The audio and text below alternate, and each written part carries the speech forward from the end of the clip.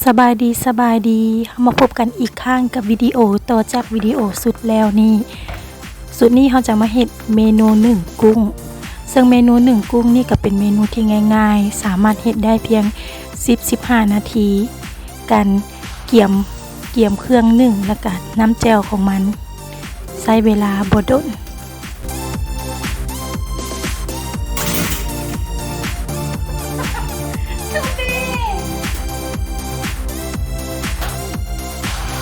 และในนี้เราก็จะได้นำเอาหม้อนึ่งของเราไป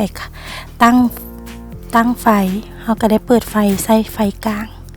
หลังจากนั้นเราก็จะได้มาเกี่ยมส่วนผสม2อย่างคือหัวสิงไคและขิง1งิมซึ่งอยู่ในนี้เราจะได้ทำความสะอาดขิงกับหัวสิงไคแล้วนำเอาทั้ง2อย่างนี้มาทุบเพื่อให้กลิ่นของมันออกมาในเวลาที่เรานึ่งและอยู่ในนี้เราจะใส่ขิงกับหัวสิงไคมาเพื่อห้องหม้อนึ่งของเราเพื่อให้กลิ่นของมันได้ในเวลานึ่งขอให้กลิ่นของมันจะไปเข้าไปในตัวกุ้งจะเฮ็ดให้กุ้งมีกลิ่นหอมขิงแล้วก็หัวสิงไคกุ้งมันจะบ่คาวอยู่ในนี้เราจะใช้เวลานึ่งกุ้งเพียงแต่7-50 นาทีแล้วแต่ความมักแอนเองแม่นบ่มักนึ่งกุ้งดน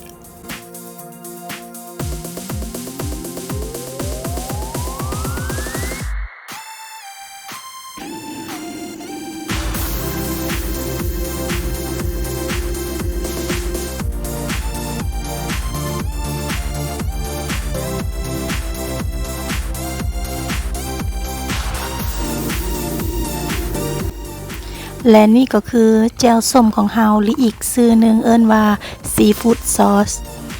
ซึ่งเราใช้เวลาที่เรานึ่งกุ้งนั้นเพื่อไปเฮ็ดแจ่วพอดีกุ้งสุกแจ่วเราก็แล้วพอดีเราก็เลยสามารถกินได้เลยใช้เวลาเพียงแค่10 นาที15 นาทีแต่ว่าการที่เราจะเฮ็ดแจ่วก่อนหน้านั้นแม่นแอนเองจะได้เกี่ยมส่วนผสมต่างๆก่อนบ่ว่าจะเป็นหมักเผ็ดกระเทียมอย่างต่างๆถ้าหากว่าเฮาบ่มีส่วนผสมใดหนึ่งบ่หรือว่าบ่มักส่วนผสมใดหนึ่งเฮาบ่ใส่ก็ได้ต่อไปก็เป็นเวลาแห่งการซิมแจ่วส้มของเฮากับนึ่งกุ้งและอยู่ในนี้เองเฮาก็ใช้เวลาเพียงบ่ดนคือการจัดการกุ้งนึ่งของเฮาหวังว่าทุกคนคงจะมักในเมนูนี้หรือว่าเอาไปลองเฮ็ดกินเบิงสำหรับแจ่วส้มและก็เมนูนึ่งกุ้งนี้ซึ่งเป็นเมนูง่ายๆและว่องไวและเฮาก็สามารถเฮ็ดกินได้ในเวลาที่เฮาคิดอยากทุกเวลา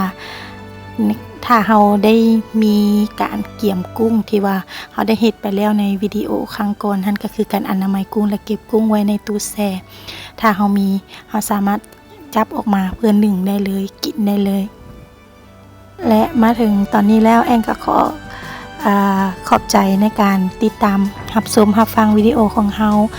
จะพบกันใหม่ในวิดีโอหน้าเราจะมาเบิ่งนำกันว่าวิดีโอหน้าเราจะมาเฮ็ดหยังกินดี